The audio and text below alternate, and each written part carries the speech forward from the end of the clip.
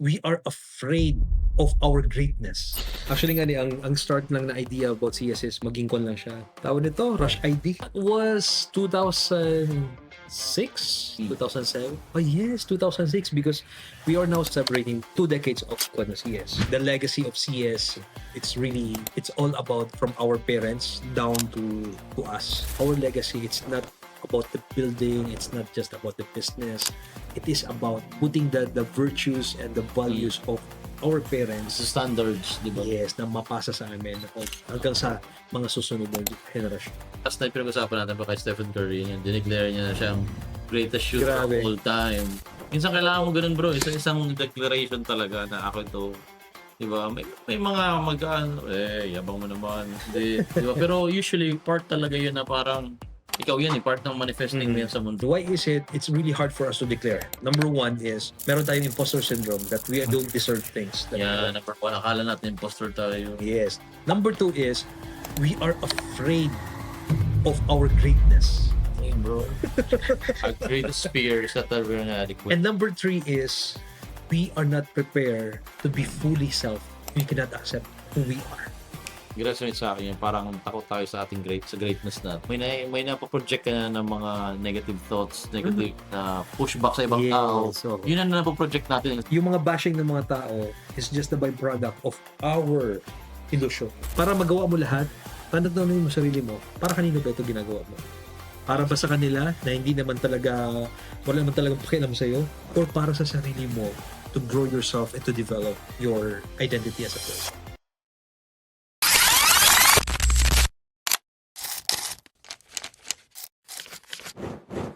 So, yun. Guys, welcome to 470. This is 2026 first podcast of the year. Let's get it, man. Wow. Let's get it. Yay! Boom, boom, boom. Siyempre, kahit kung may firework. By the way, this is me, Carl. Kenneth. And right now, our special guest, starting January, is DJ Augustino, our good friend of the podcast, Sherbin Sayat. Yes. Welcome, brother. Yes. So, marhay na evening mga best friend. Well, that's how I speak my radio program. Actually, it's a big honor for me, and I'm very excited for just a couple of days before you invited me. Sabi ko nga, I used to do some interviews, but now I'll be interviewed. And may konting mixed emotion. Yes, kaya nga.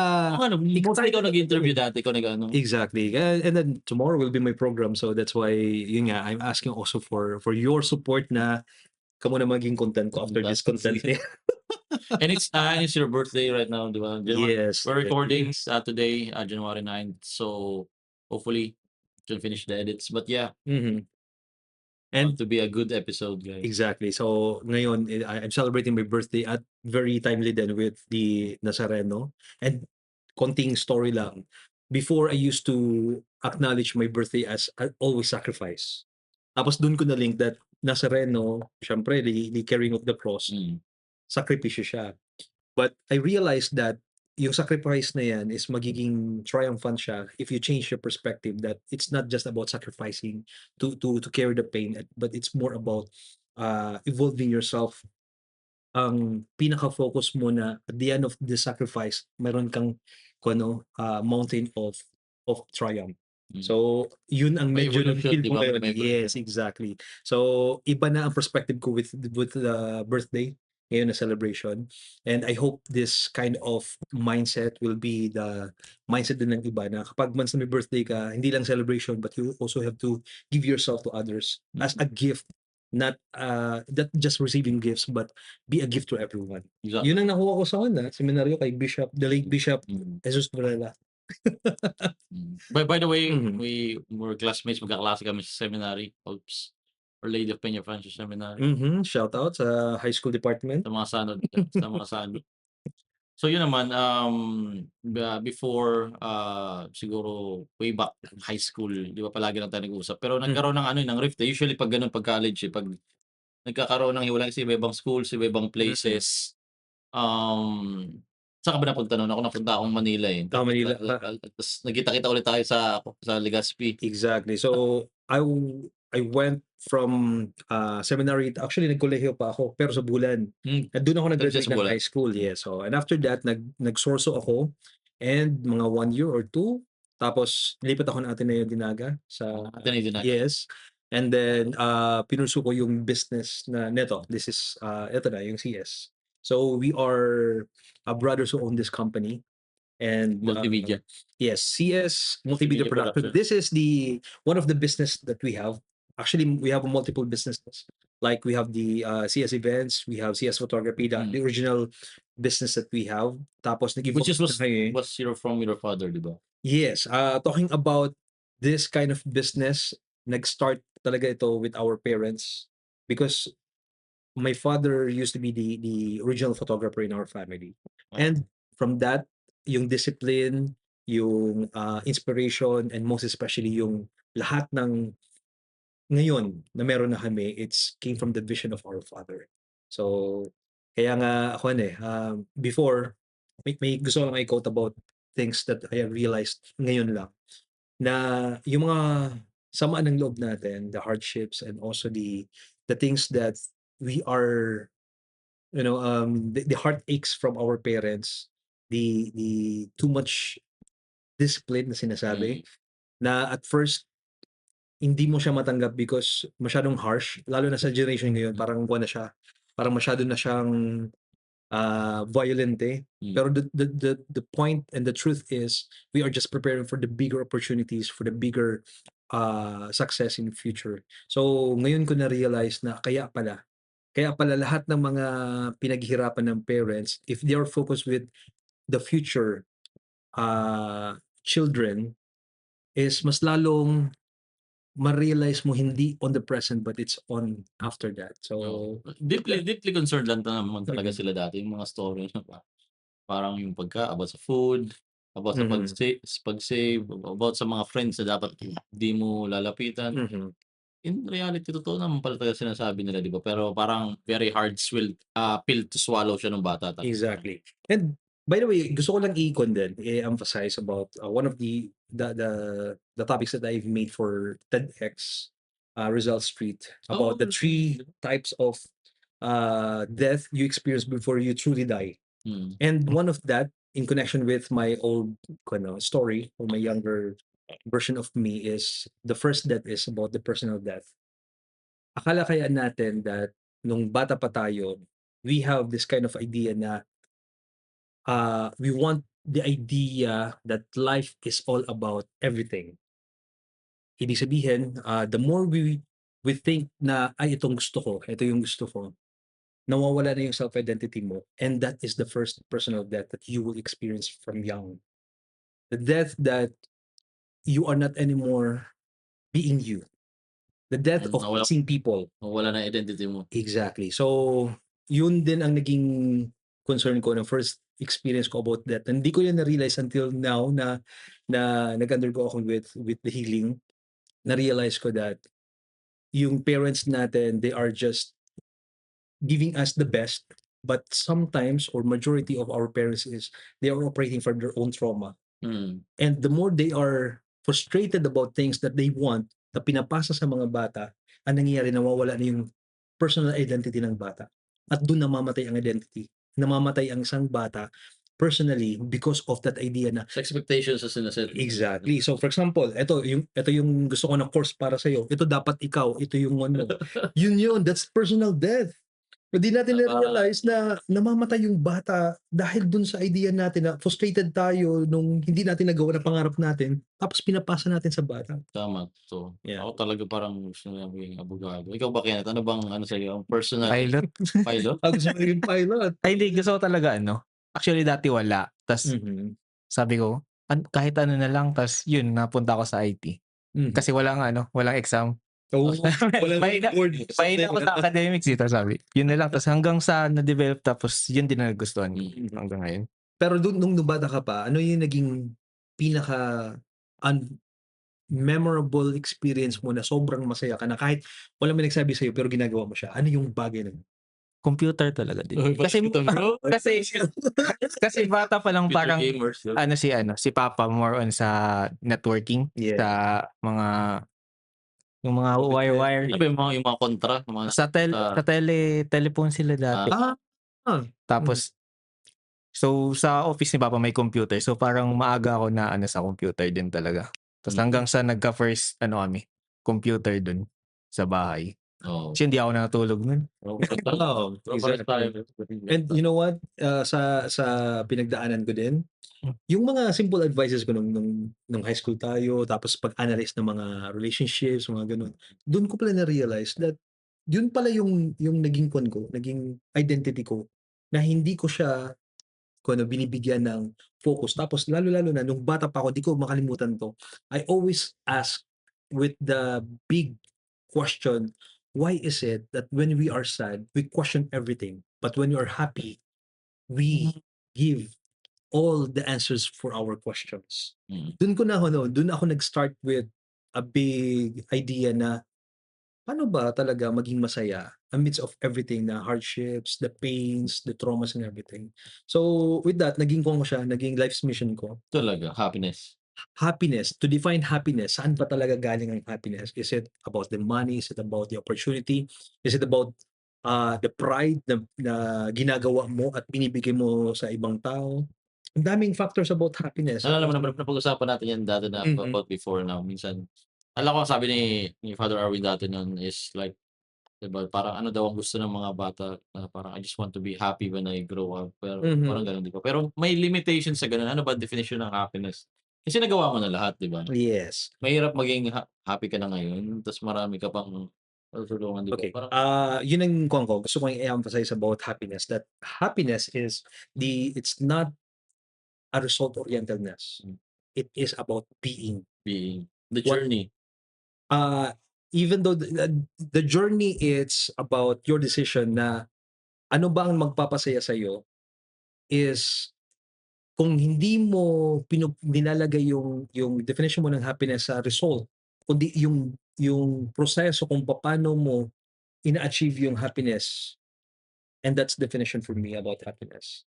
Malaking factor na kapag nilagay mo yung happiness mo sa result, for example, gusto mo maging mayaman, pag naging mayaman ka lang, doon ka magiging masaya, or kapag naging successful ka in particular career, yun ang makakapasaya sa'yo, the more you're chasing no happiness at all. Siguro, baka dahil yun yung definition ng iba ng success, na nakakala mo, yun na rin yung definition ng iba, na pag nagkaroon ka ng ganitong kotse, ganitong salary, ganitong sasakyan, ganitong girlfriend, masaya ka na, di ba? May may na-realize ako, and this is also oriented with the science and psychology. Alam niyo ba saan galing yung ang pag-please, pagiging people pleaser natin? It came from our parents of paano tayo tinatrato. Malaking factor yan. And also our definition. As kids, di ba? Parang bata pa lang. Exactly. Ito yung sobra kong na-touch with about paano ba magde-define ng happiness ng bata. Because by nature, all children respond their body and everything by purely happiness. Walang walang consideration eh. Kasi innocent sila eh. Innocent eh. Pero paano nila dinidefine ng happiness nila habang tumatanda? Dahil yan sa parents. Number one, it's not just about expectation. It is about paano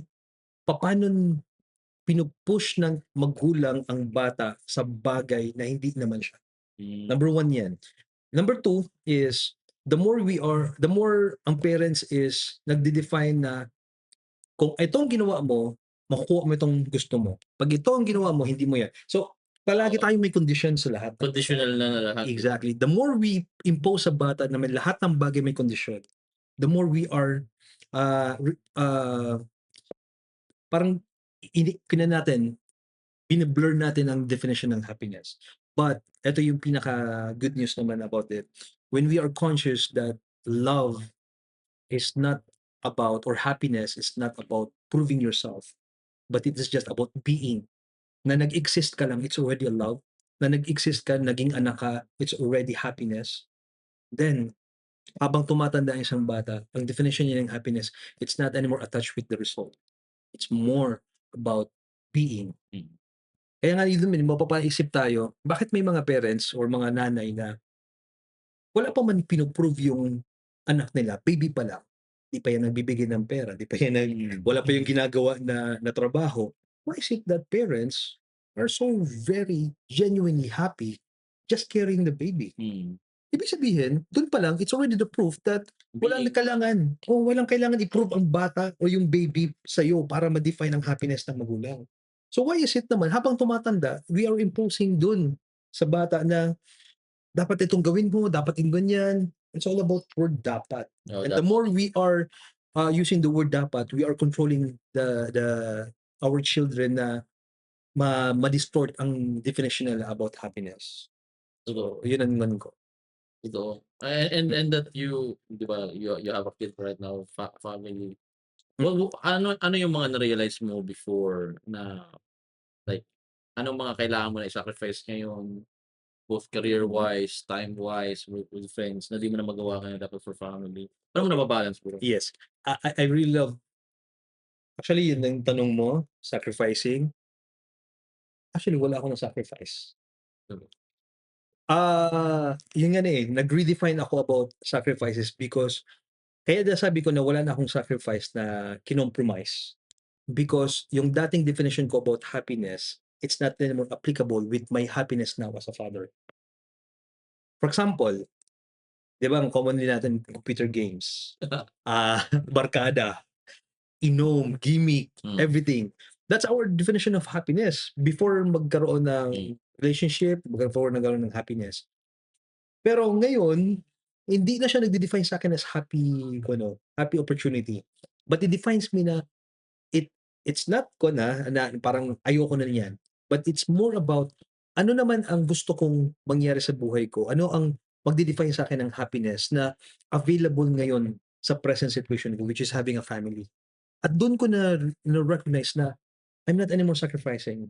I am now redefining my happiness.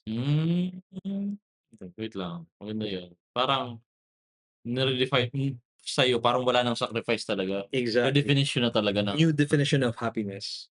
bro. Kaya Kaya one of the reasons, kailangan mo na magkaanak yan. and that's one of the reasons bakit ito yung ang na-realize ko.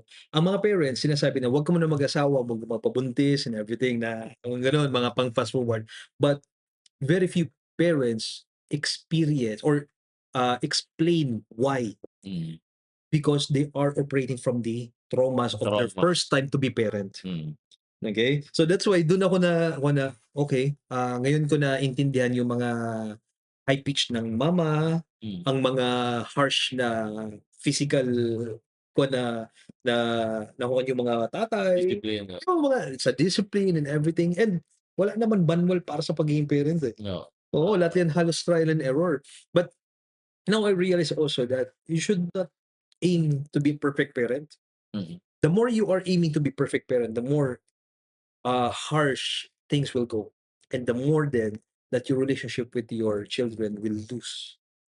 Because now, for me now, I realize that ang aim mo not to be a perfect parent, but to be a listener parent. Mas marunong ka makinig ngayon sa mga bata. And by listening, you are curious. And by listening, you are not judgmental sa mga bata. And by listening, you are also healing yourself because you are listening to your younger self. Being parent is not being parent to your children, but also parenting yourself, your younger self. Alam mo, tama bro. Usually very napaka-deep na talaga niyan. Pero na-realize ko yun sa coaching natin, di ba? Which we will be talking about later.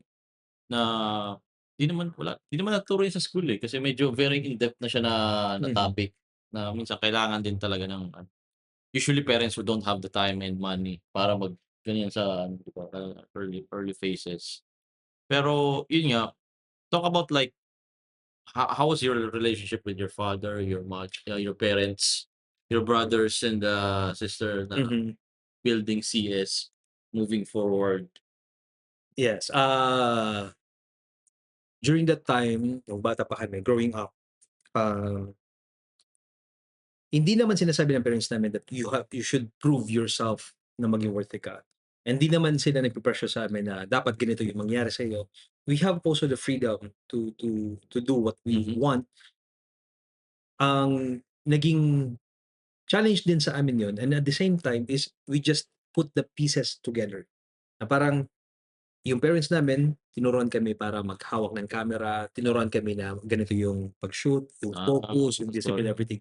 Tapos later on, lalo-lalo na yung year 2000 when my father get sick, na-stroke siya.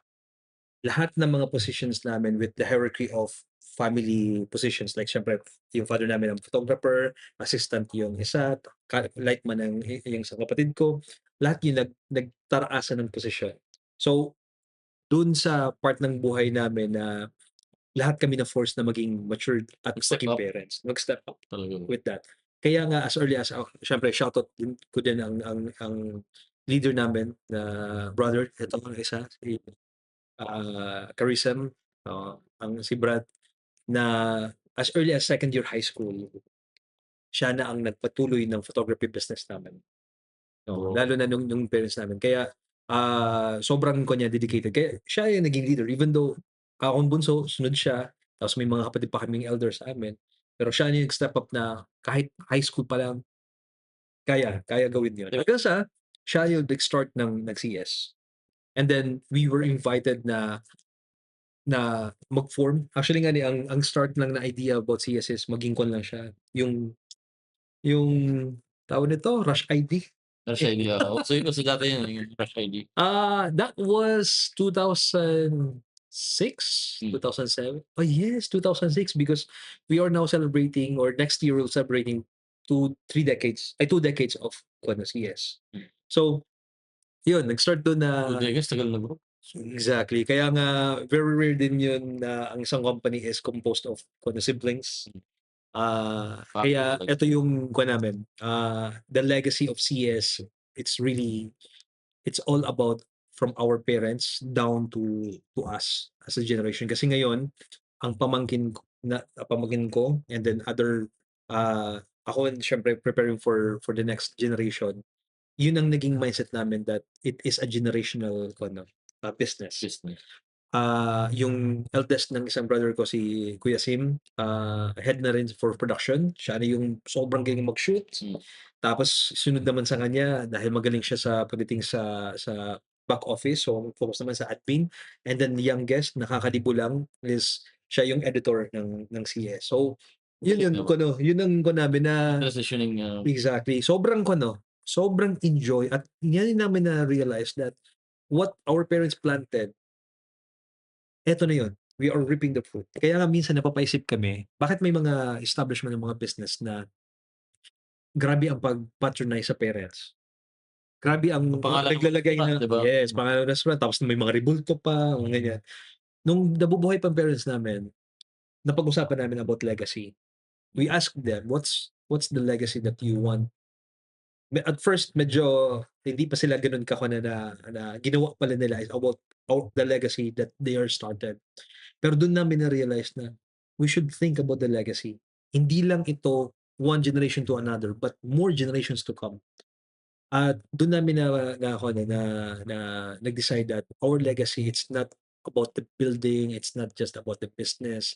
It is about putting the virtues and the values of our parents. Sa standards, di ba? Yes, na mapasa sa amin hanggang sa mga susunod na henerasyon. Actually, similar sa other, di ba, other nationalities, di ba? Punta ka sa Australia, may mga Indians diyan na talagang andun talaga sila, di ba? Pati pinapasa-pasa yung business, sila lang din na nag-shifting sa trabaho.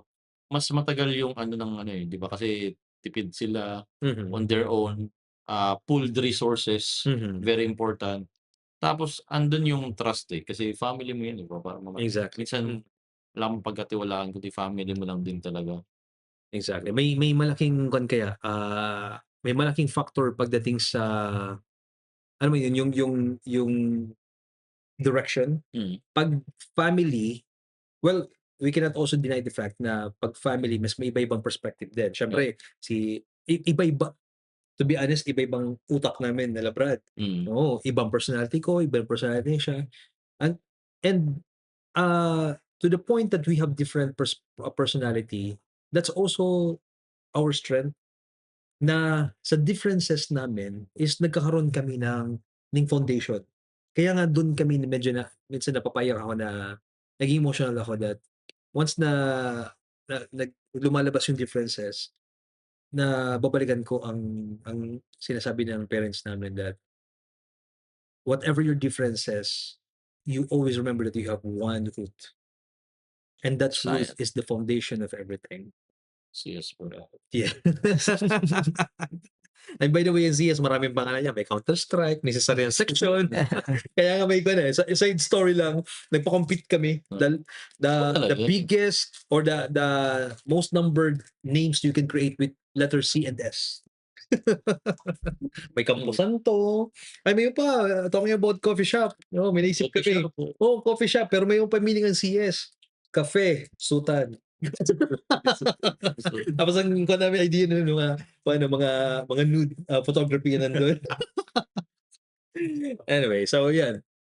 Kasi naalala ko nung 2009 transfer ako sa Quayan sa Legazpi from Manila. So, narinig ko one of the biggest na parang studio sa Legazpi nun is like CS. Sure yan bro. Classic yun ng high school. Ganun na pala kayo kalaki that time, di ba? Marami ng events, di ba? Yes. Gusto ko din emphasize about our evolution when it comes to business. We started for photography. Tapos nung nag-explore kami about video kasi fan ako ng mga films, video production. Sila Brad, during that time, nung early mga 2 years pa or 3 years pa lang, medyo hesitant pa kasi big investment ng video production. Ako naman, sabi ko, wala, kaya natin yan. Yes, ito yung story. Ang story is, may crush ako na isang estudyante na may project, gagawa na. Discarte ba? Bisarte. Tapos, nag-volunteer akong gagawa ng kanya, ng project niya na ads. O commercial ads. Ginawa ko. Pero ang deal ko is, sige, gagawa ko ito, and then, kung ano yung output ko, yun ang ipipitch ko sa mga kapatid ko to invest on videography. So, yun, di excited ako. Pero, excuse ko lang yun. Ang main objective ko talaga, mapasagot siya. Ang problema, habang nasa editing process, may kasamang lalaki. Enjoy niya. Hindi naman. Buwan lang, mga pangkon niya. Ang tawag dyan, mga hindi naman assistant. Para hindi maging threat ako dun sa babae. May referee ba? Referee. Okay. So, in short, wala. Failure. Na nakakatawa pa kasi nung busted ako, gumawa pa ako ng video expressing my real intention. Na hindi naman nakarating. But, yun ang pinaka-the best daw. Starting that, with that particular project, na ginawa ako na video, kasi wala pang tripod, as in, walang gamit or gears for video. Ang ginamit ko lang is, yung mga cameras namin na may kasama na video, yun ang ginamit namin. Tapos, ginawa ko with all the available materials lang, dun lang ako nag-start. Pero nagawa ko yung at siya pinakamataas ng grade. Successfully. Really? Pero, yun din bukas ng opportunity sa CS na mag-go with video production. Tapos, dun din ako nag-start na, okay, from this video production, I'm aiming about international projects, events, and not too long, within 3 years, aside from the mga video productions. Kasi, ito yung namin. Because of our limited gears, nangarap kami magkaroon ng video production pero photography ang approach namin. AVPs muna. AVPs. Pero motion graphics, what they call this? Stop motion ang gamit namin. Ibig sabihin, picture, tapos ginawa siyang video. So, yun ang approach namin. Tapos, yun ang pinasikat namin sa Legazpi nung nag-start kami sa Legazpi. And then, sumikat kami hindi sa video production. Sumikat kami as AVP. AVPs. Doon kami nagsikat. Kaya yung intro ng CS na CS. So, yun. Boses no. Boses mo yun? For how many years? Since the beginning hanggang ngayon, hindi pa rin napapalitan. Syempre, siguro pag nawala na ako sa kumpanya, mapalitan ng boses na yun.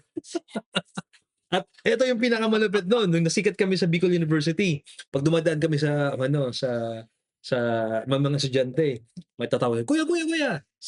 Yes! Naalala ko yung story na yan. Yun ang namin. Hanggang sa, nag-start na pumutok ang pangalan ng CS nang dahil sa pag-sponsor namin ng mga pageants. Dark Pink. For sure, alam mo Dark Pink. Dark Pink, ang galing. Sobra sa Legazpi yung Dark Yes, Dark Pink is a pageant ng mga tunay na lalaki na kailangan magpanggap na bading or something like that. Funniest thing Oo. ever. Tapos, kami lang ang nagpauso during that time, nagpauso kami na ang pictorials wala sa studio. Kung anong theme, for example, Cuticles of Narnia, kasi yun ang pinapalit nila ng mga pangalan eh. Imbes na Chronicles of Narnia, ginawa lang Cuticles of Narnia. So, ang concept, doon namin nilalagay. Editing, the shoots, and everything. Doon nag-start yung concept pictorials. Yun ang pinauso namin. Because, the truth is, wala kaming studio at wala kaming lugar. Kaya dahil ang ginamit namin ng utak lang namin with the limited gears at doon kami sumikat dahil dun sa mga ideas na yun. Hanggang sa in 2013 we evolved from photography and video to event management. So nabigyan kami ng opportunity ng Department of Tourism na Sa Miss Earth na ba to? transition siya. Kasi ang famine year namin is 2013. Yun ang hindi ko malimutan, famine year. Oh, Kasi grabe. grabe. Paano bang family year? Parang dry ang client, Ay, sobra. failed contracts, ano ba? Yes, pinaka drastic experience namin is marami ng kompetensya. Okay. Number 1 yan. Number 2 is of course part ng na mismanagement ng pera, mga gano'n. Pero dun kami, ang principle kasi ng family ng CS is the more you are facing challenges, the more we are celebrating. Yun ang naging principle namin. Magandang principle yan, bro. Kasi ang punto namin is merong lesson na binibigay yan. Every time na nahihirapan or nalugi or nagkaroon ng problema, yun ang focus namin palagi. May lesson at merong darating na mas malaking opportunity for that. So, in short, the more na wala na kaming pera, mas lalo kami nag-invest on learning, experiencing new things, and hanggang sa dumating ang punto na may isang tao na director from CCP, si Sergio, you know him, shout out sa Oriental Hotel. Sergio. Kay Sergio, in 2013 nakatrabaho namin siya with Kasanggayahan Festival dito. Okay, Ito. so one of the directors siya ng isang event dito. Tapos kami naman, we are thinking na we evolved from photography and videography to event management. Pero di namin alam kung paano. And nakilala namin siya. Ang naging motivation namin is may mga chances na hindi na play ang video dahil sa ang nag-manage is naging alam mo yun, yung hindi maganda ang pagka-present ng video namin. So yun ang hugot namin. Kaya sabi namin, parang hindi na nabigyan ng justification. yes, Kasi wala kayong control dun eh. Hindi naman kayo ang event planner. So, kaya pala nilakop na rin. doon kami nag-evolve na ano kaya, hawakan na natin yung event. So from that, nag-evolve din kami. Kami magkakapatid, nag-evolve kami from photographer and videographer into director of sa event, director sa technicals, so on and so forth. So kaya kapag ang trabaho namin is more on event management, hindi kami nag-shoot. More on That's- directing lang. Ano. Yeah, so kaya doon pumapasok yung namin, mga pamangkin namin ngayon and sa present na situation. Sila naman yung nag-shoot. Kasi kami, iyaw na kami sa director level. So, DOT, Observation na lang. doon din nag-start na kami ay mag-offer ng for free pa or very minimal lang. Tapos, na-discover kami ng USEC, ng DOT. Nasabi nila, may potential ng Legazpi under our management. Kasi during that time, hindi kilala or wala pang education ang event industry na mayroong event management or production team. So, nung introduce namin yun, dun na impress yung DOT na ano kaya idala natin yung na international event. So, the following year, grabe, sobrang bilis ng blessing at sobrang bilis ng response dun sa idea namin na maging established kami na event management. Kaya the following year, we handled the 2 international events sa Legazpi.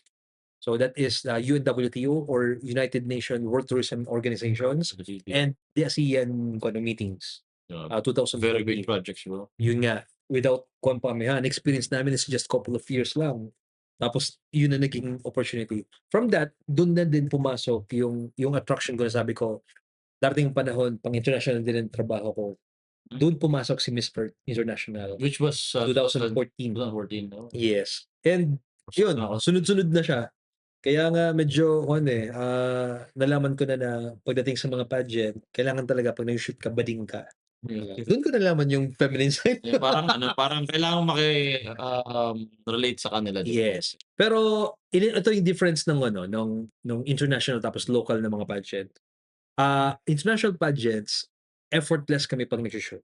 Because majority of them, mga models na sa kada-kada bansa nila. Very professional, no? Exactly. Effortless sa part namin. Oo. Alam din nila kung anong gagawin nila.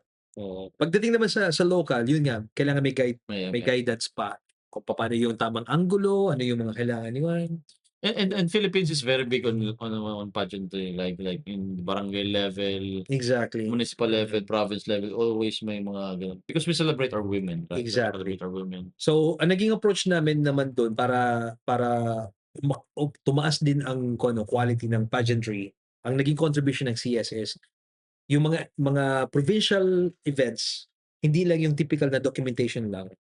Ginagawa namin ng production, like we do music video style, mga dancing naman, tapos mga K-pop. So, dina-direct namin yung event.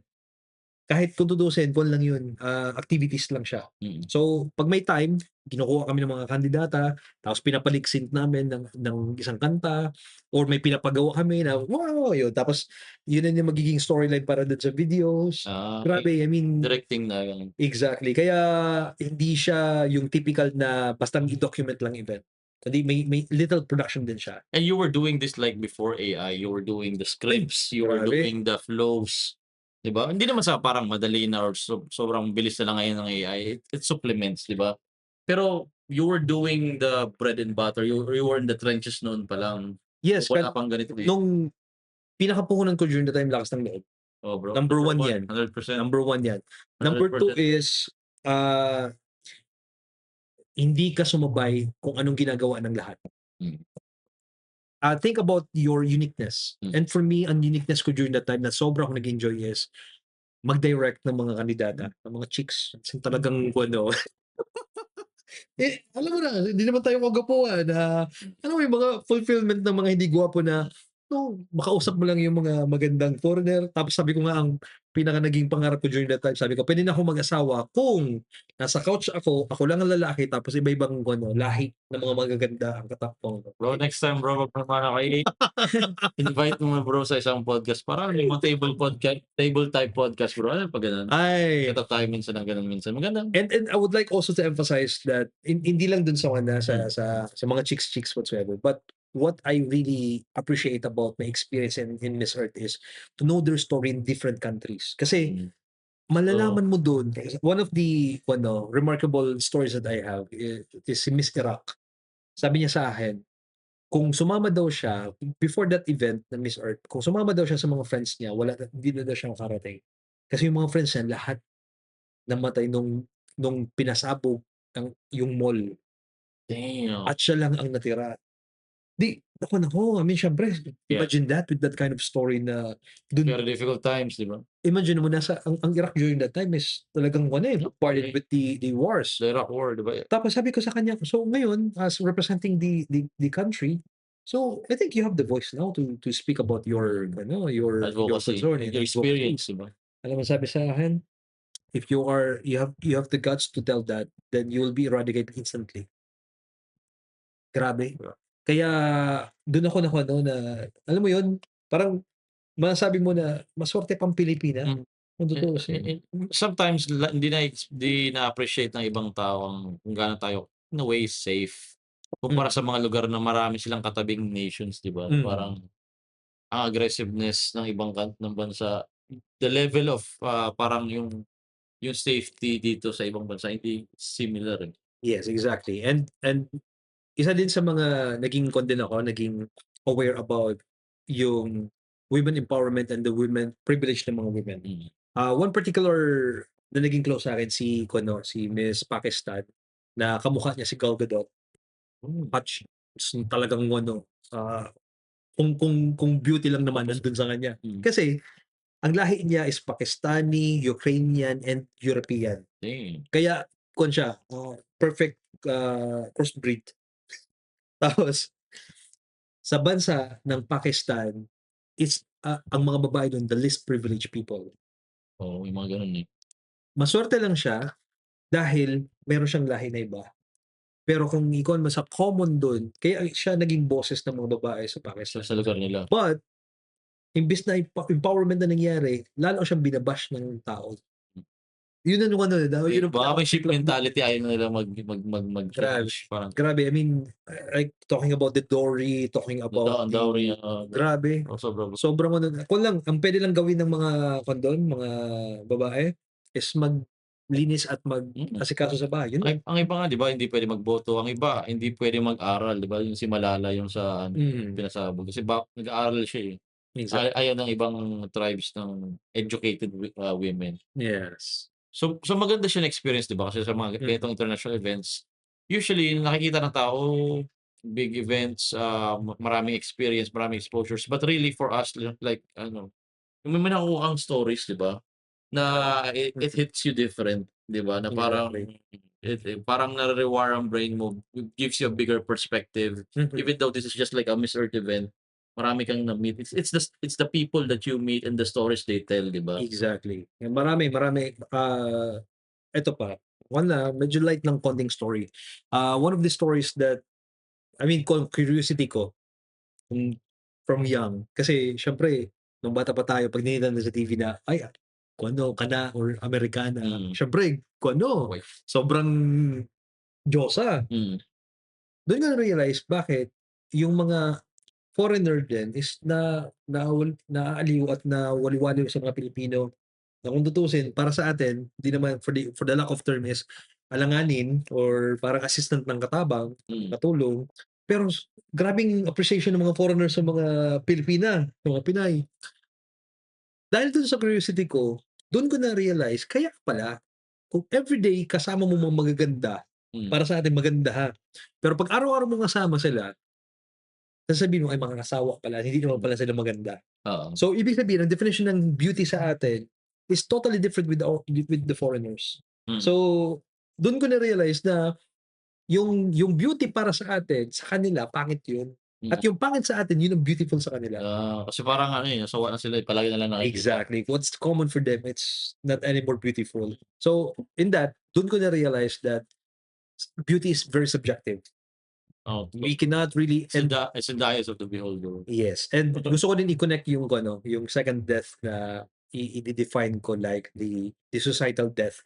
Ang societal death na definition ko is, it's more about we are doing or we are agreeing the standard of the community that we are also losing ourselves. Ano ba talaga yung standard natin? For example, beauty. Ang beauty para sa atin is imposed by the advertisements, imposed by the standard beauty of the social media. Pero have we asked ourselves what's our beauty within? Have we asked ourselves that feeling happy is already a beauty? Or have we asked ourselves that the more we are relying our beauty with other people, we are committing suicide about what is life all about? So, Ito bro, kaya yun ang pinakamalaking factor that kailangan natin maintindihan that maraming bagay sa buhay natin na namamatay tayo, hindi natin napapansin. parang slowly death, di ba? Parang Slow die death. everyday. Pag dinideny mo yung identity mo, di ba yun? Yun, una naman sa personal death. Ngayon naman societal death. Ito lang yung pag-recognize about your societal death. If you feel insecure, number one. Two is if you feel that you are comparing your life, your possession, or whatever you are with other people, that is the sign of societal death. And number three is if you are now adjusting yourself to the standard of other people. So, recognizing that, yun ang pinakamalaking condemn natin. Ang pwede pag-usapan is, paano ba natin, aside from recognizing the death, is ano ba pwede natin gawin for that? Exactly. Okay? But of course, i-reserve natin yan later on for life coaching. Yeah. Which we will eventually go to, by the way, because like off cam, like we've been meeting like couple of times already, couple of times in a month. and, 'di ba, in your life coaching, bro.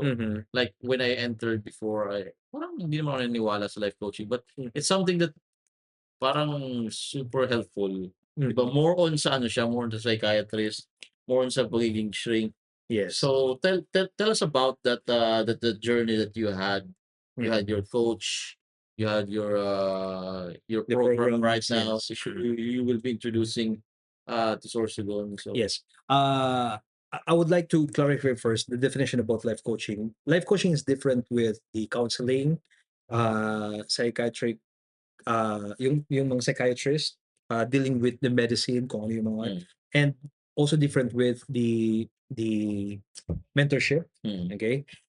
Ang difference ng life coaching with those kind of coaching or services is we are not giving you or recommending you what you should do, mm, but we are giving you, pitching you the question for you to find the answer.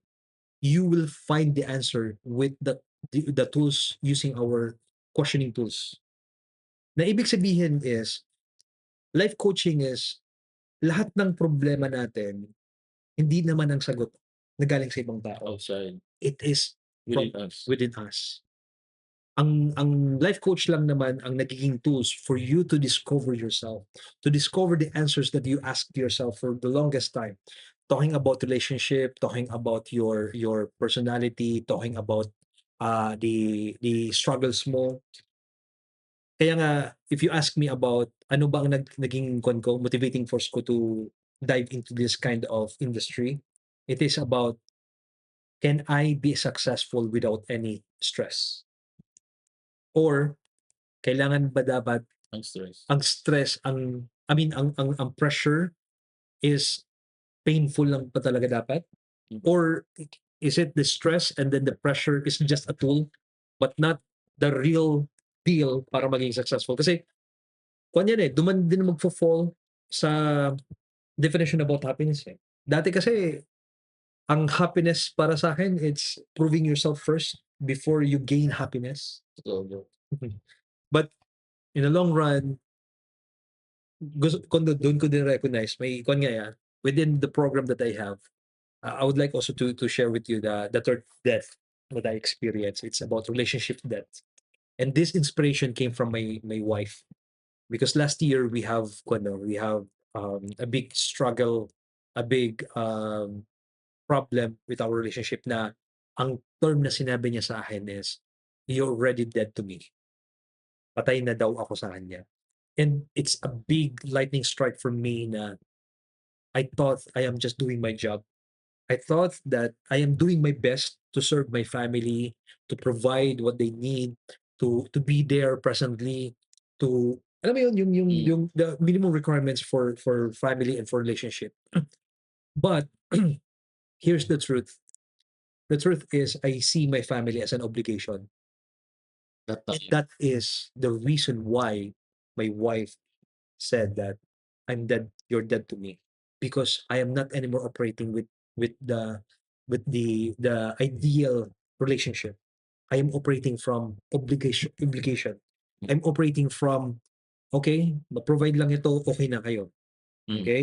And ang mga passive aggressiveness ko during that time is, akala ko is kon lang 'to, epekto lang ng grabeng stress sa trabaho, ng mga, ang paghanap ng resources para sa pag-provide sa family. Mm. Akala ko that is the normal Enough. response. Enough na Yan, yun. enough na yun para masabi mo na binibigay mo sa family mo. But dun ako nagkaroon ng awakening that that's not life, that's not relationship, and that's not family. At dun ko na-discover that it all boils down with trauma, Mm. childhood trauma. That at first, I disregarded. Sabi ko, okay lang ako, wala akong problema. And the more I say that, yun pala, yung mga hindi ako conscious na nangyayari is naging passive-aggressive ako sa kay misis. Yung mga, may mga comments siya na negative about sa akin. Tapos sinasabi ko, "Oops, hindi ako yan. You don't have any right to question me." Hanggang sa na-realize ko, ego ko pala yun. Ang natatamaan pala sa akin dun is ego. At I recognize that we have different egos, and for me, it's the righteous ego. Ang ego na hindi ka dapat nagkamali at hindi ka dapat magkamali. Yun ang ego. Righteous ego is ikaw ang tama palagi. But you refuse na ikaw palaging tama. Ang sinasabi mo lang is you are defending yourself na ito yung tama at ito yung mali. Okay? Kaya Na-resolve mo talaga yun eventually. one of the best na hindi ko maintindihan at first about my coach ko na advice or suggestion niya is don't coach your wife. Oh, your family. Yes, particularly your family. Never coach your family. Bro, na-realize ko lang ganito. Is Kenneth, kailangan mo naman lang. Kailangan mo na lang coaching kay Sharvin, bro. Kenneth been through tough, so Sige, baka mayroon go, Kenneth. Yeah. Bro, Kenneth mataba, tapos parang pumayat na to sobra, tapos bro, get it, kailangan. Sige, go. Let's go. Anything about what's happening in your mind? Malay mo may pantay. One question, Kenneth, na di mo na. Bakit? Career yun eh. Ano? Yung sa ano. Oh. Sige lang. Sa relationship. Hindi. Okay na ako dun. Ay ano na. Ay, kahit paano may kinakausap naman ako. Oh, let's go. Let's go. Sige, i-continue ko lang yung kung wala kang question, i-continue ko yung journey ko with the life coaching. One of the issues that I really faced with is the control issue. Control issue has a different phases and a different mindset na sobrang hirap tanggalin sa atin. For example, may yun kang goal. Meron kang goal na gusto mo mangyari. Tapos, dun sa goal mo, ang sinasabi mo is, you are just motivated, kaya dapat mangyari to. Lahat gusto mong kontrolin. Thinking about that, na gusto mong mangyari, dapat mong, na sinasabi mo, dapat ito yung mangyari. That's already control issue. Number 2, you have the righteous ego or you have the thinking na ito yung tama, kaya dapat mag-agree ka sa tama ko. And that is control issue. The more you are pointing, parang may natamaan dun sa Oh my God, parang mapunta dun eh. Oo, kasi the more kaya na pinapoint out natin na itong tama at dapat mag-agree ka sa tama ko, control issue na yan. Gusto mo i-manipulate siya sa thinking na ito yung tama, dapat mag-agree tayo sa tama na to. Okay? Ito nga ang pinakamalaking issue pagdating sa relationship is, Tama. Kung tama ka palagi, ano ba ang naging magandang resulta sa relationship? Di ba tama? Oo. I mean, usually sa relationship yan lang, like sa girlfriend, boyfriend, siguro, wife, husband. Pero more on sa family, sa friends, sa job, di ba? Sa employee-employer issue, di ba? May mga ganun na controlling issue na palagi, di ba? Mostly, the other party thinks na silang nakakalam na mas maayos, sila nag-provide. So, kailangan mo sumunod, di ba? Yes. Yun nga rin ko magandang pag-usapan din when it comes to control issue within the perimeter of work. Actually, ang mga life coach, ang nagiging power ng mga life coach for them to really work with pagdating sa work is by true questions, they will be motivated to do more rather than the minimum requirements. Through realizing things, most specifically is ano ba ang motivating force ng isang tao? Yun ang focus. Like, ano bang valuable sa'yo? Valuable ba sa'yo family? Valuable ba sa'yo ang pera? Valuable ba sa'yo? Lahat ng mga desires mo sa buhay, may malaking factor dyan na bakit ganito yung buhay mo. So, ibig sabihin, redirecting your focus kung ano ba talagang pinaka-importante sa'yo, doon ka magkakaroon ng awareness na kaya pala malagi may conflict. Kaya pala palaging I feel bad even though I'm doing the things that is right according to other people or according to my boss. Pero why is it I feel empty inside? Na ginagawa ko naman lahat. So, yun ang dyan tayo pumapasok, like hindi lahat ng bagay kailangan mong persahin ang kailangan mo lang questionin bakit mo ginagawa ang mga bagay-bagay na yan. Sobra and these are like the questions or 'di ba, na mga na hindi natin nata-tackle on our own because sobrang busy sa trabaho, sa family, sa ibang Mhm. bagay. That's why wala kasi sa Sorsogon ng ganito, eh, 'di ba? Mm. Parang ikaw pa lang sa Manila meron ba? Sa Manila or parang very niche na? Sa US marami talaga, eh, 'di ba, Yes, parang gano'n. yes. Mhm. So, I think it's a very good, service to Mhm. offer to Sorsogon, especially for people who really want to push themselves even more either sa career, sa trabaho, sa business, 'di ba? So, what can you say about like the service, to our viewers here in Sorsogon or Mhm. whoever? Do you offer online? Do you offer Yes. personal? Mhm. How does it work? Actually, the good thing about life coaching is it is about walang specific time na dapat ganito yung parang classroom time Mm, or yung ideal natin sa US na dapat nakahiga yung ano mm. na nakapikit and something like that or yung mga Drink. ang tawag doon hypnotherapy therapy, mga Okay. ganung session. Pero may mga experience ako during my program may ganun ako na effect na binabalik ako sa pagkabata. Mm, Specific na senaryo na nandun ako. Sige, eto yung ano, I'm very excited to tell you the story because kagabi lang nangyari 'to. I was talking with my wife and he asked me a particular scene about what happened to me every birthday ng bata pa ako. At dun ko na-realize na painful pala yung experience ko nung bata pa ako. Painful as isang beses lang ako naka-receive ng birthday cake nung grade 1 lang ako. Tapos mm, mga sumunod na mga birthdays, wala, wala lang. mm, So nagkaroon ako ng painful experience na sabi ko, I feel so abandoned from from my parents and from my family na hindi pala ako importante. Yun ang naging one ko, yun ang na-feel ko. And ngayon ko na-realize that it's a trauma for me. Kaya pala that hindi ako naka-receive ng my parents are proud of what I did or proud of me as the youngest.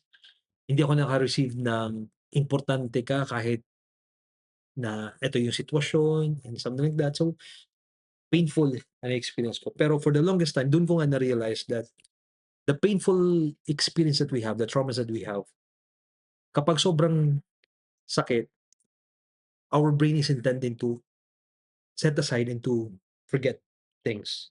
mm. Yung particular moment nung bata ka pa na sobrang sakit, para siyang ini-erase ng utak mo because it's not anymore ano, available to bear. Oo, parang sobrang mahirap na siya Yes, kaya kaya totoo talaga na may nakakalimutan tayo from our past, lalo-lalo na yung mga oo, traumas na na-experience natin. But ito yung pinaka big aha for me and talagang naging emotional ako because my wife said nung nabubuhay pa daw yung parents ko na may one particular conversation sila and their topic is about me. And ang naging issue nila is ningas daw ako. Ibig sabihin sa una lang ako magaling, pero hindi ko siya nasu-sustain yung galing ko. And nung na-mention sa'kin yun, na-trigger ako, okey? Na-trigger ako because yes, it's true, but I denied it for the longest time. mm.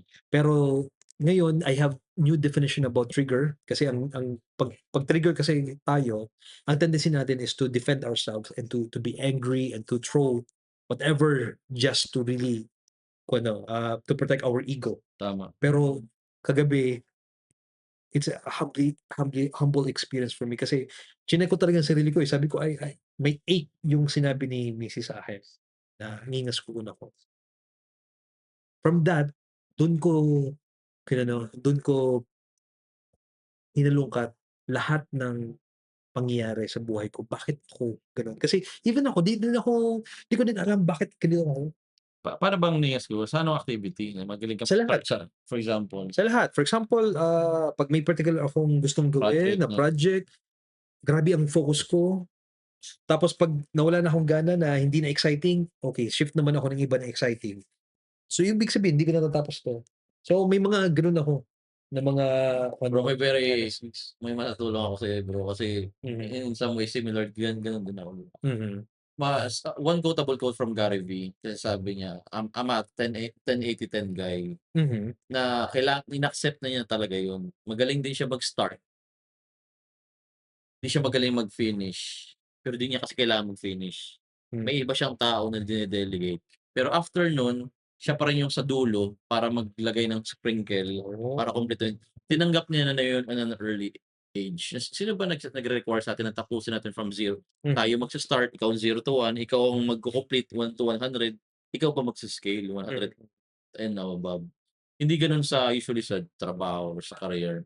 Usually kaya nga tayo nakiki-partner, we have like, our people who we delegate, 'di mhm. ba? Kasi magaling tayo sa ideas, eh. Yeah. So, iko-cultivate na lang natin yung mga galing natin do'n. Puwede tayo Mhm, mag-hire ng tao para gawin yun na mhm, iba kasi may SOPs templates na tayo. mhm. And then sa sprinkly part, para pag-personalize, babalik ka ulit do'n. So, Oh, nung naano ko na-realize ko ganda yun sa naman, kanya, Ganda. na-realize ko yun bro kasi gano'n din ako.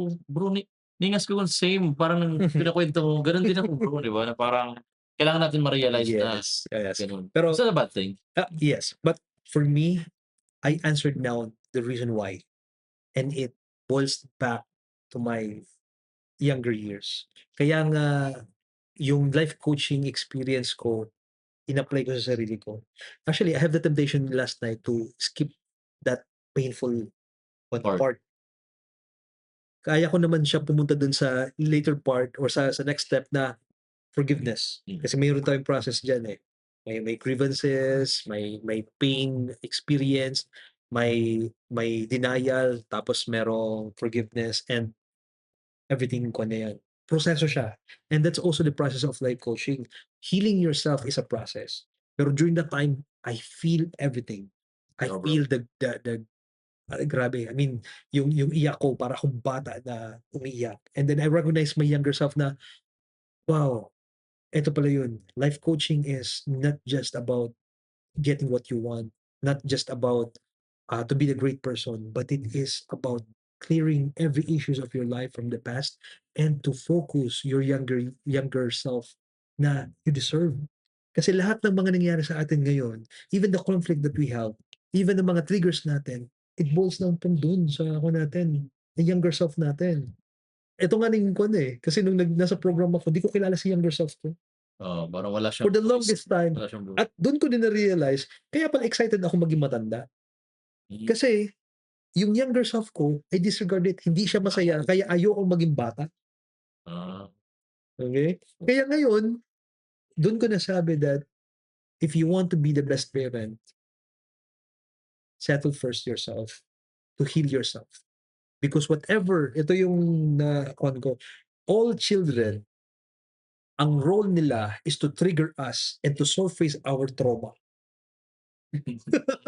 That's the ugly truth about being parent. sabagay bro, And in order for you to deal that, kaya nga minsan baga naawa natin yung mga parents natin na grabe yung paggalit sa atin, pero kung tutuusin, pwede naman nagtanong sila, "Paano bakit ginawa mo yun?" Simple as that, 'di ba? oo. Kaya may masama ang loob natin sa parents natin because they cannot listen to us. The approach minsan nila, 'di ba? Hindi lang sa approach, trauma yun, Mm, okey? Na-trigger sila kaya grabe ang reaksyon nila na kung tutuusin, pwede naman pag-usapan yun.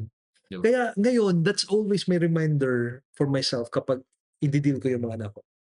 Kapag na-trigger ako sa anak ko, okay, check muna, pahinga ka muna. Saan ba galing, bakit ka na-trigger? And the more I check myself, dun ko na ako na, okay, be kind, be kind. Because I cannot give kindness sa bata kung sa sarili ko hindi ako naging kind. Totoo bro. And dun ko na-recognize na nagsasabi si younger self sa akin, thank you Sharpen for that. Mm. Kaya nga kagabi, medyo sarcastic ang pagka-receive ni Mrs. na, "This is the gift, the best gift that you give to me," na i-trigger mo ako. Pero through to my kind of process, grabe, sobrang gaan sa pakiramdam and that's the best gift that I received from my wife. Yes, especially bro, 'di ba sa mga sessions natin, parang Mm. I think it's a very good service that you can offer because di ko alam, meron ba nag-offer ng ganyan sa Sorsogon? Parang wala pa yata, As of my coach said that dahil meron akong certification for mental and health wellness, I will be in the first source of magkaroon ng certification for this. So, bro, super excited to Yeah. have everything. I think it already started, bro. So, Yeah. so for people that want to avail the service, someone to talk to, someone to coach them on some aspects of their life, how can they reach you? How can they contact Yes. you? I have my Facebook account, and I am now focused on content creation about I am say it. That's the title of my account, and it's more focused about self-development and things in between, life coaching. Kasi yun ang naging naging identity ko, discovering Say it. myself. I am say it because the hardest question to answer is who are you? How do you identify yourself? And to continue the 3 dots, kasi ang 3 dots has a meaning for that. I am 3 dots. It defines how can I think about it, how I respond on it, and how I decide. And on that decision, I have to declare it. Kaya say it. Okay? Say it, bro. With conviction. Kasi yun nga dun sa ko na marami tayong gustong maging, pero palaging gusto natin is nagiging empty tayo dahil dun sa mga kagustuhan natin. Pero kung ang totoong tayo, yun ang dineclare natin, kung sino tayo talaga, everything is already full. Di ba nalala mo yung last night pinag-usapan natin pa kay Stephen Curry, yung dineclare niya na siyang greatest shooter of Grabe. all time. Minsan kailangan mo ganun, bro. Isang declaration talaga na ako ito. Di ba? May mga yabang mo naman. Di ba? Pero usually, part talaga yun na parang, ikaw yan part ng manifesting mo yan sa mundo na talaga. Sige, kung gusto mo pag-usapan natin, why is it's really hard for us to declare? Number one is, meron tayong imposter syndrome that we don't deserve things. That we want. Number one, akala natin imposter tayo. Yes. Number two is, we are afraid of our greatness. Ayun, bro. Our greatest fear is that we're inadequate. And number three is, we are not prepared to be fully self. We cannot accept who we are. And that three boils down na walang sagot dyan, kundi tayo lang naman. Hindi ibang tao, hindi ang parents natin, hindi yung friends natin. Tayo lang pwedeng kumuha niyan. Wala nang iba. Pero interesting yan, bro. Kasi may isang favorite line sa ganyan. Pero yung resonate sa akin, yung parang takot tayo sa ating sa greatness natin. Kasi parang may napaproject ka na ng mga negative thoughts, negative na pushback sa ibang tao. So, Yun ang napaproject natin. So, ayaw natin maging great. alam mo, nakakatawa? Actually, ang tao, yung mga bashing ng mga tao is just the byproduct of our illusion. Illusion lang talaga, bro. So, ang pinakaunang basher, hindi man ang tao, tayo mismo. Ang thought mo na baka yun ang sabihin niya based sa last niya na repercussion ng college about it. Yes. Pero kaya mahalata mo, bumabalik ulit, trauma. Bumalik din na yun. Same with content, bro. Alam mo, etong number one na realize ko bakit hindi nagko-content ang ibang tao. Kasi akala nila magre-react yung mga hindi nila kapatid nung college, mga hindi nila kapatid ng ex, mga business. Akala nila magre-react. Yes. Most probably hindi. Pero alam yan. May talaga. gusto kong emphasize about how to truly be self without fearing the judgment of the people. Sobrang laki ng idea about if you are kind to yourself, if you don't have judgment within yourself, whatever the judgment of people has no meaning. Yeah. Yun ang one ko. Sobra kong in-embrace siya. Pero, again, parehas tayo. We are so afraid about the judgment of the people. Ano yan? Parang face sa pagdadaanan. And, ang connection doon, bakit you can be kind to yourself if you truly understand who you are and who truly the identity that you have. Kasi whatever your identity, people will always say against about kahit anong the best ka, may masasabi at may masasabi. Just do it anyway. Yes, just do it anyway and appreciate yourself. True. Appreciate yourself that you are not anymore just serving people. Kasi yun ang malaking issue. Para magawa mo lahat, tanong mo sarili mo, para kanino ba ito ginagawa mo? Para ba sa kanila na hindi naman talaga wala naman talagang pakialam sa'yo or para sa sarili mo to grow yourself and to develop your identity as a person? So, bro. At this point, 35, 36, bro, I don't give a fuck. Pero ano, Wala kang ay pakialam sa inisip ng iba talaga. yeah, As long as wala kang tinatapakan, wala kang yes. ibang tao na Pero mayroon ako mas magandang term for that. The term is, it's not I don't care what you're going to think. It is just I am just celebrating what's important to me. Mm. Because if you're focusing on Parang the positive way positive na way. ito, I have the value that I can give, then kung hindi nyo ma-appreciate yan, it's your thing. It's not my thing. I cannot control what you're thinking. Kaya babalik tayo sa control issue. Oh. Don't focus on controlling people or whatever going to think, whatever it is. Just focus on yourself. The more you're thinking na eto ako, this is who I am. If you cannot understand me, if you cannot avail my goodness, Mm. then it's okay. And in reality, bro, mostly, mas marami yung nag-appreciate talaga eh. Di ba, may pinost ka na content, may pinost ka na something, ginawa kang business, may ginawa kang effort. Naisip mo itong mga negative thoughts. Pero after nun, pag na-balance mo na yung mga nag-negative tas positive, parang mas matutuwa ka dito sa positive, di Okay. ba? Parang, Yes. para sa kanila itong ginagawa mo, di ba? May mga tao na nag-appreciate You sa'yo. know what's the reality? It boils down with the realities within your perspective. Which wolf are you feeding? Yan, paborito ko yan. Na kung sinong feed mo, ang negative thoughts mo ba or positive thought, True, bro. dun yun pumapasok. Pero ito lang ang pinakakan ko. Yung mga triggers natin sa buhay, if you are brave enough to face that and to settle that traumas from the past, your pains, na in-embrace mo siya, every challenge, every opportunities, all the things that happening to your life, may sense na. You will not anymore separate the good experience to bad experience. Mm. Because good experience will give you the high and the best experiences. The bad experiences will tell you and give you the lesson that you need for you to survive, for you to thrive in the future, and for you to define what's happiness is all about. Totoo, bro. 100%. Alam ko last night siguro nag-usap-usap tayo pero yun hindi ko na-mention na very big ka sa about positivity. Di ba? Na parang usually just a change of in perspective talaga.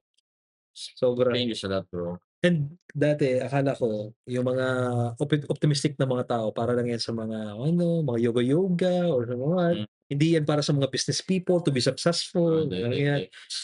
Alam mo, one of my fina-follow ko talaga na influencer si Coach Russ. Ang mga sinasabi niya before, nonsense sa akin dati. Pilipino ba yan? Yes, Kalala ko. transformational coach. Pero ngayon, ang mga sinasabi niya may sense na. And one of my favorite na sinabi niya is, which is also galing din kay narinig ko din dito kay Tony Robbins, that success without fulfillment is useless. Ibig sabihin, you can be successful with all the things that you want, material things, possession, investment, everything. Pero yung fulfillment, it is about knowing yourself and knowing the real essence of what you're doing, why you do things. Kasi marami ang mga successful na mga tao na at the end of the day, hindi mo na alam kung saan sila pupulutin because nawala na yung pinaka reason why we did that. The why. The whys and everything. Okay? Sobra grabe. And gusto ko lang i-transition itong yung happy yung birthday.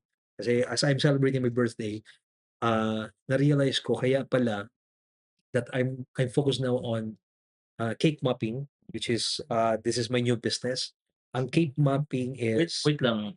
May part ba yan dun sa story mo na kanina sa bata ko wala ka nakakuha na cake? Yeah, ito yun. This is the story. Ngayon mo na naman sige. Okay. Kagabi, realizing that my birthdays were pains. And ang naging hugot ko nung bata pa ako is I don't need gifts. I don't need big parties, a celebration. I just need a cake for me to feel that my birthday is important. Bro, wala kaming cake sa'yo today, bro. Pero meron kaming Actually, panada, bro. yes. Eto nga pinaka ito-transition natin kasi with that realization ko, a celebration for me for birthday is enough na ang cake to remind yourself that you are important. So, bro. And cake is not just about eating, it is about accepting who you are as a person, who you are as a born human being in this world. And cake is a celebration wherein we share for other people. Kaya nga doon kong hihugot that kapag meron kang cake, you share. Okay? You give a piece of you. And the more you give, the more naman sabi mo ang buhay mo is just a piece of cake. Oh. Talking about that, And it's usually part of your story, di ba? As a kid, di ba? Uy, birthday ko, ganito, birthday ko, ganyan. So, every birthday is like an opportunity for a good story. But that's why, like what you were trying to introduce yes. about, Mhm.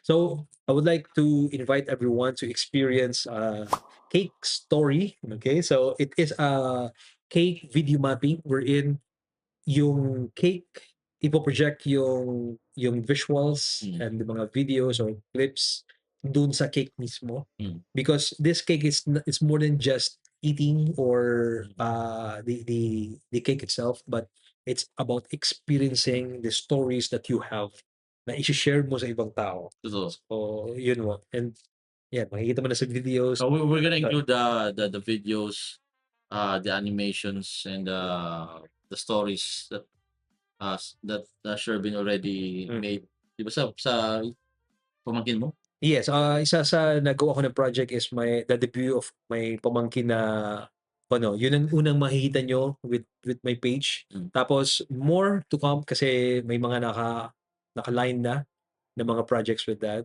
And yun, excited ako sa new pillar of my content, Yeah, bro. the cake world 100%. using the AI. So Yeah, bro. yan, makikita nyo yung mundo ng mga cake na kung paano sila nabubuhay sa mundo nila.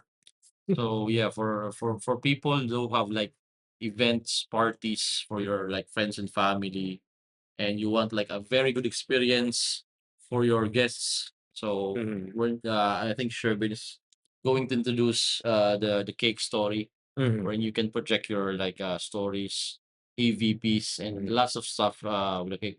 Especially with being part of having very good cake. Di ba? Yes. Yung masarap na cake talaga eh. Ipa-experience mo na sa inyo. Probably. Yeah. No, na. Ako no.